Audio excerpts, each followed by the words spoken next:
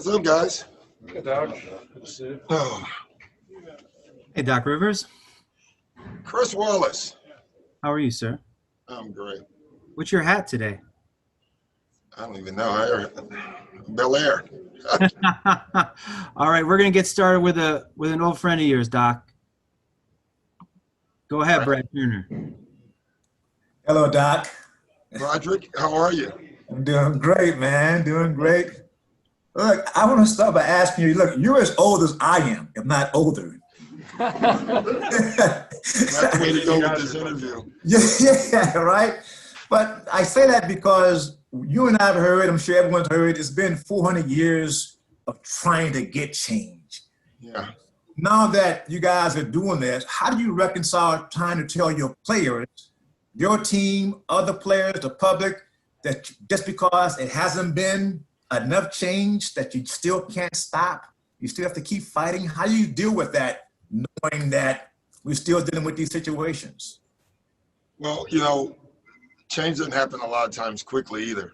And I think our players actually kind of learned that over the last couple of days that, the one, I'm going to start with this, that the players were phenomenal. I was fortunate enough, they invited me to sit in on the meetings, and, all of them.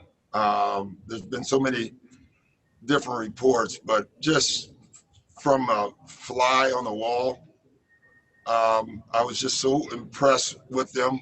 The meeting last night, I thought I was really impressed because, you learn a lot of things. Number one, that, the players and the owners are partners.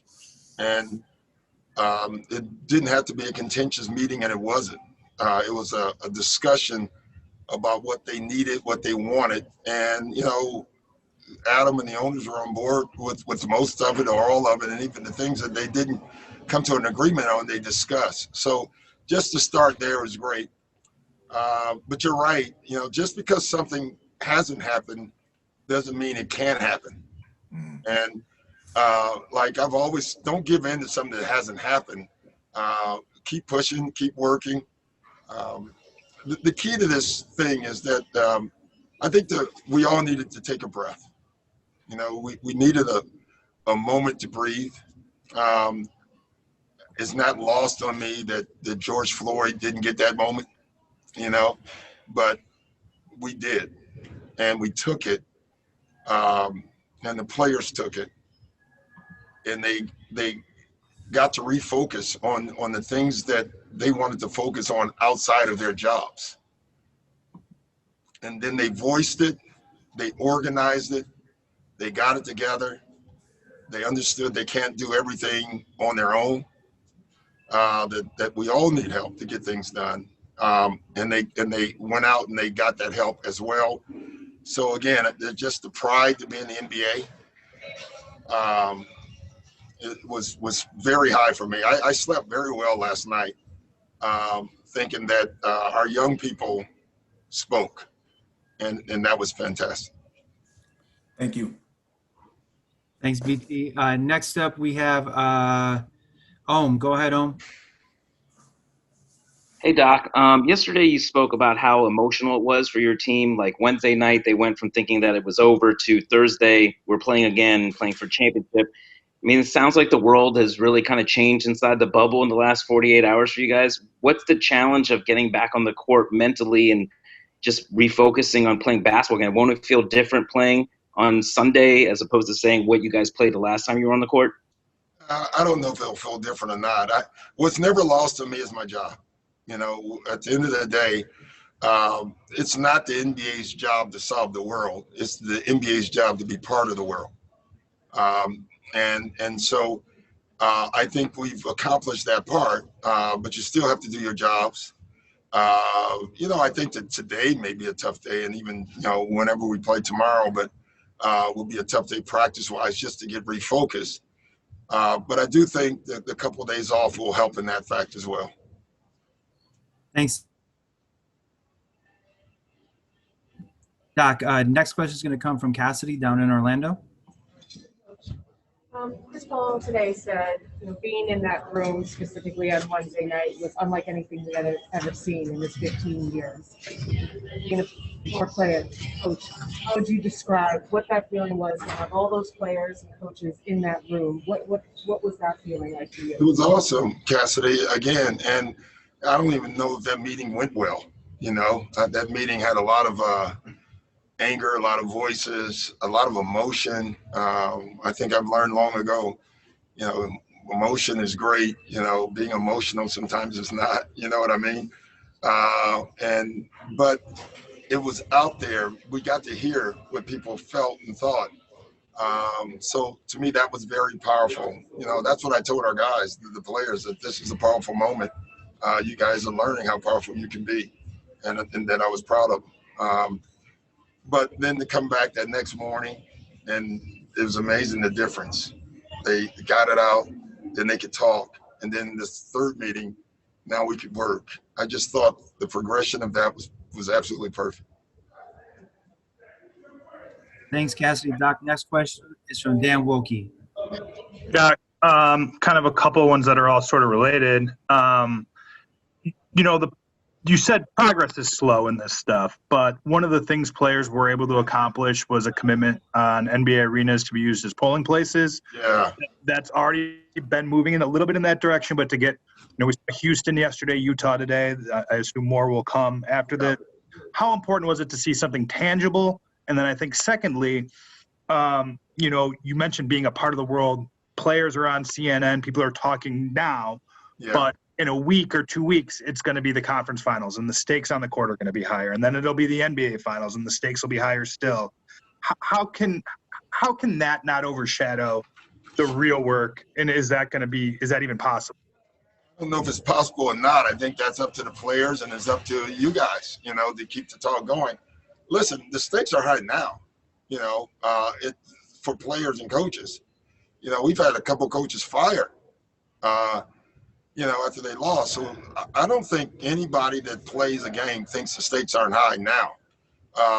But after the game, or whenever you feel like it, you can still speak out. And you don't have to speak out. It's not your job. Some guys choose to. I've always choose to do it. But there's no demand like that you have to.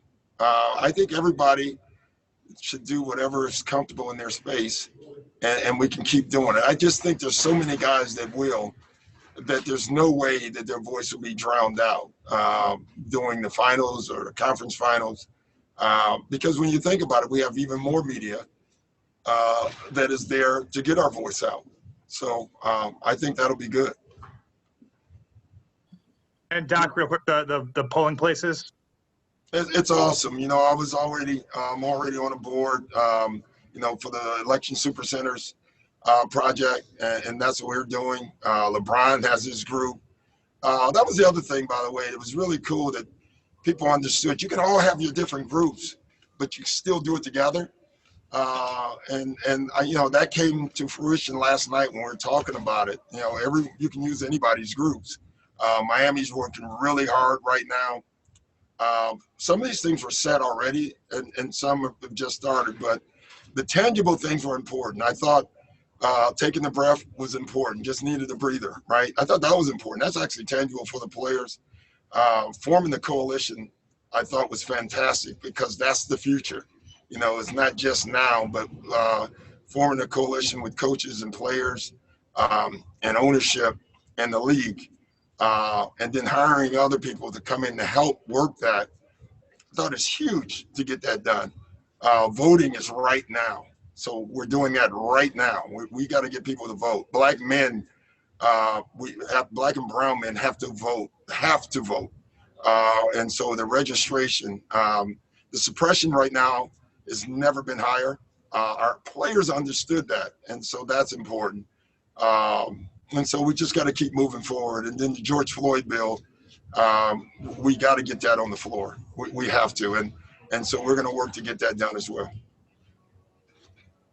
Thanks, Dan. Next question from Andrew Greif. Hey, Doc, good to talk with you.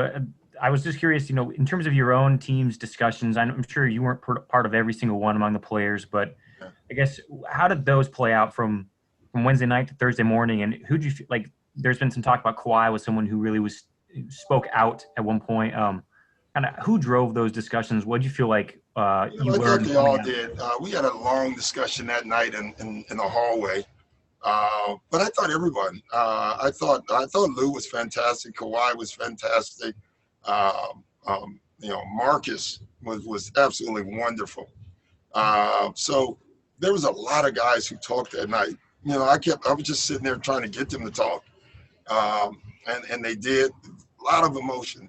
I think the thing I learned as a coach, where I would honestly admit that I didn't see how much effect the bubble has. The bubble has an effect, guys. And I'm the first to say I missed that. And so I got to be better in seeing that, how we can make this experience better for our guys. That's nothing to do with politics or anything else. That's to do with real life. And so we have to really monitor that better. And I'm the first to say I knew it was hard, but I didn't see the impact. So we have to do better there. Doc, next question comes from Chris Maddox there in Orlando with you. Oh, yeah, Doc. Did you leave the meeting Wednesday night thinking the Clippers were going home? No, I did not. No, I think everyone else did. But I knew it was how high the emotions were. And I just had a lot of faith in that it would all come down. I mean, I guess the report was the Lakers and the Clippers. I think it was close, though. I don't think it was a layup either way. But I did not.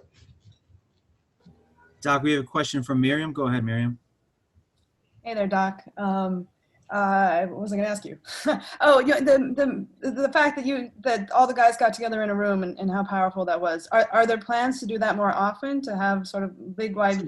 That's a great question. I don't know that. It's funny. We talked about that. I remember CP and I talked the first day we got here, and I thought it would be a good idea to do it. This was when nothing was going on, he told me it was hard to get everybody because of all the practice schedules and stuff. So I think it wouldn't be a bad idea to just get the rooms fillings. Don't need any coaches there. Just them talking, I think, is very important. Great, Doc. And we have one last question from Taylor Rooks. Go ahead, Taylor. Hey, Doc. So we talk a lot about perspective, but in years to come, when history tells the story about these past couple days, what story do you want it to tell? Oh, man, Taylor, that's too deep. God. I want them to tell the story about what they're speaking about now, that the league is doing something. Whenever that story is told, they're talking about what's happening at that moment that it started then. The reason I say that means they're still doing it. And this, I'm just hoping, is now one hit wonder thing. This has to continue. And I think that's why the coalition is so important, because this is not about just today. Something's going to happen next week, next month. And we have to have a group in place to understand how to handle that and understand how to help the players process through it. And we have to have a group that is working on legislation all the time, not just U.S. but state to state legislation. And so I think that's the story that I want to tell. Thanks, guys. Thanks for the deep question. Appreciate it.